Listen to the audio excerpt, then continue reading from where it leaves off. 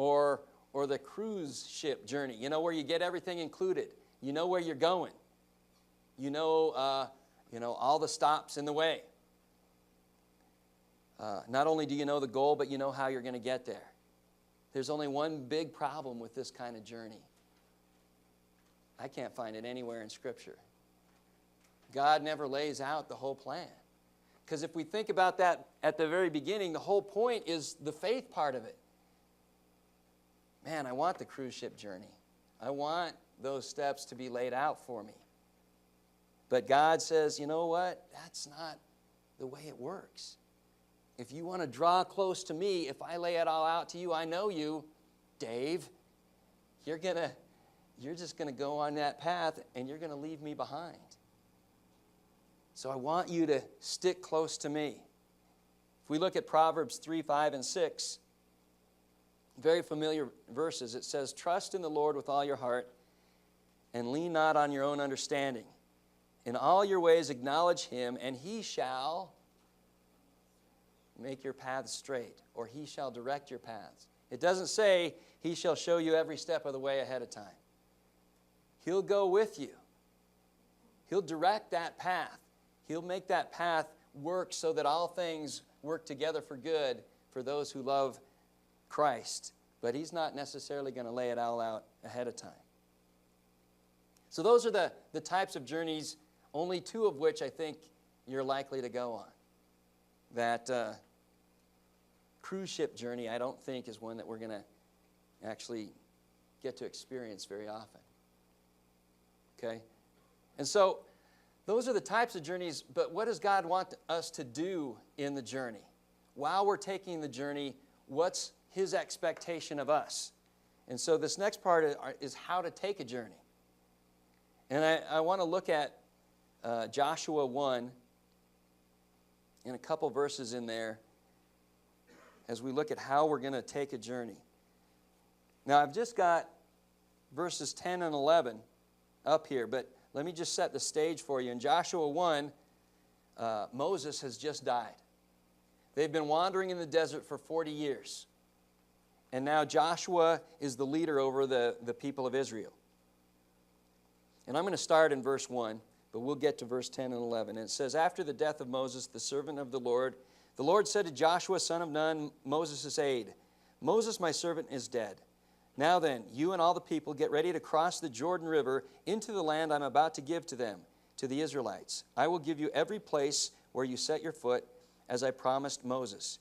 Your territory will extend from the desert to Lebanon, and from the great river, the Euphrates, all the Hittite country, to the great sea on the west. No one will be able to stand up against you all the days of your life. As I was with Moses, so I will be with you. I will never leave you nor forsake you. Be strong and courageous, because you will lead these people to inherit the land I swore to their forefathers to give them. Be strong and very courageous. Be careful to obey all the law my servant Moses gave you.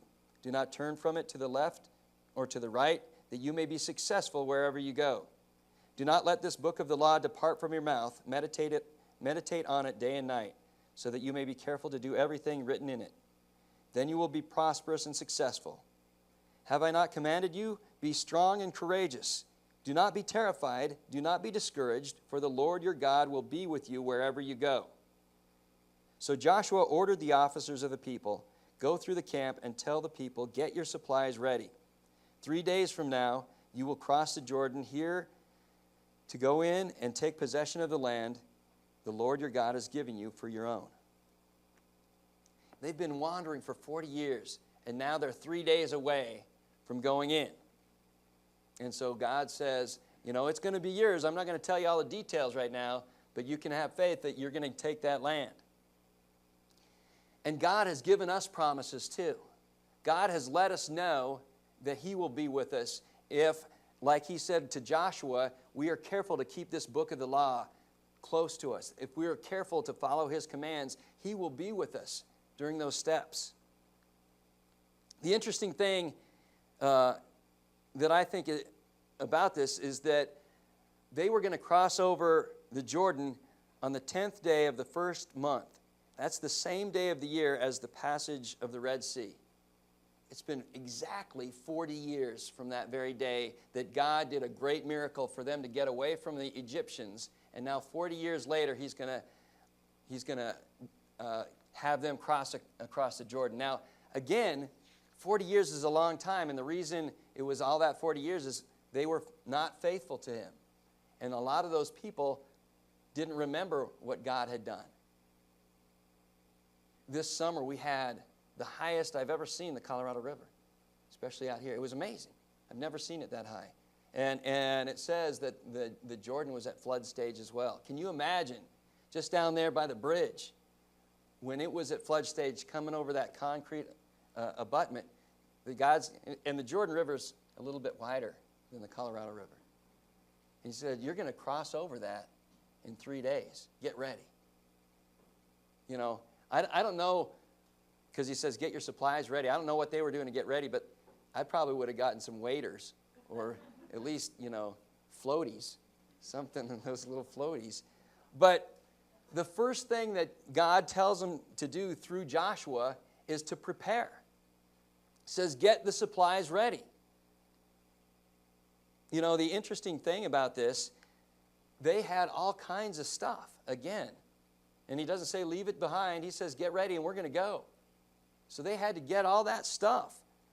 But I guarantee you those who had little would make that crossing easier. I think sometimes, like I said earlier, stuff can get in our way. As we prepare to take journeys in this life, we need to hold on to the things of this life pretty loosely. We need to not be so tied up with those things.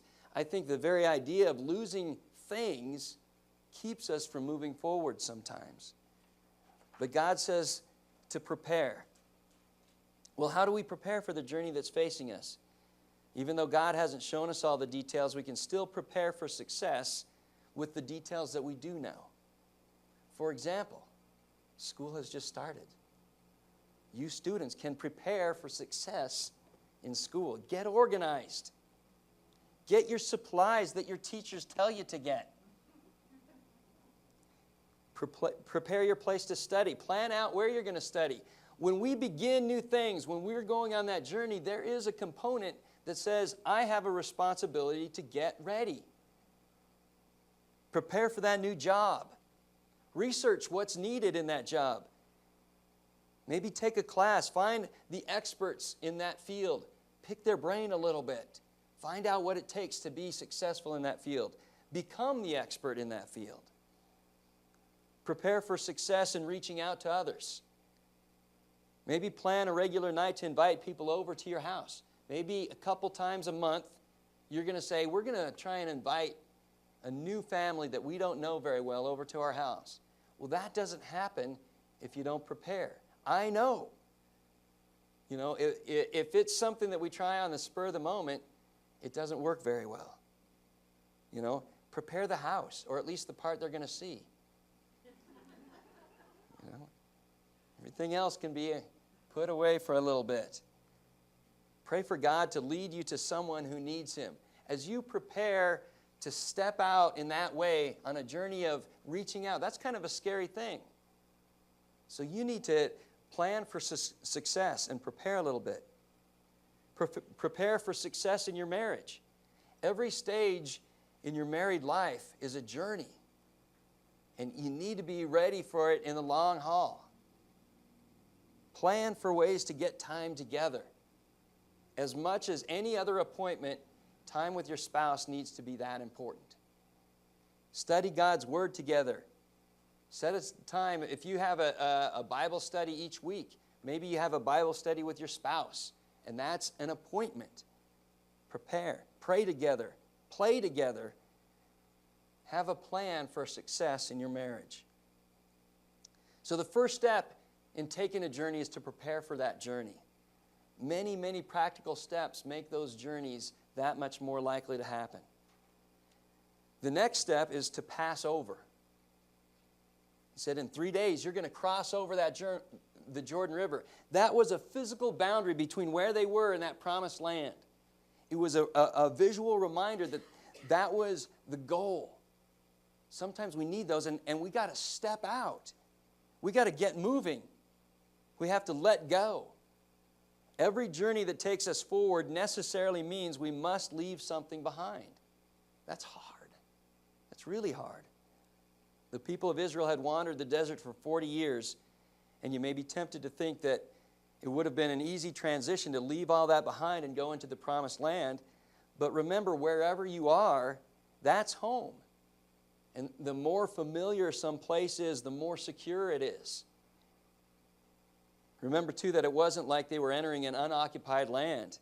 The land was full of giants, enemies of Israel. And if that wasn't enough, the Jordan River was at flood stage. How were they ever going to pass over it? It wasn't going to be an easy step or one to be taken lightly. But they had to take it if they're going to move forward with God. They had to move forward. They had to pass over. Maybe you're in the midst of a situation where you don't know what the next step is. Or maybe you do. And God's been pretty clear, but you know, too, that that may mean a really big change. Maybe a move, or quitting your job, or resetting your priorities, or rearranging your house. Have someone come in and live with you. It won't be easy, but we have to pass over. There was a date that he said in 3 days. That crystallized that event. He said, it's going to happen in 3 days. You know, and I can imagine 3 days, we got plenty of time. 2 days, well, we still have some time. 1 day, that's tomorrow. It's kind of like when school's starting for me. We've got all these days, I got plenty of time. That's tomorrow. What? But we have to sometimes set those dates. That's what makes it real. We have to take that step in faith and trust God that He'll take care of you. I know if you remember Indiana Jones and the Last Crusade. He's going through all those things. And the last one was the step of faith. Remember that? He had to step out there. And it looked like there was just this big canyon that he was going to fall into.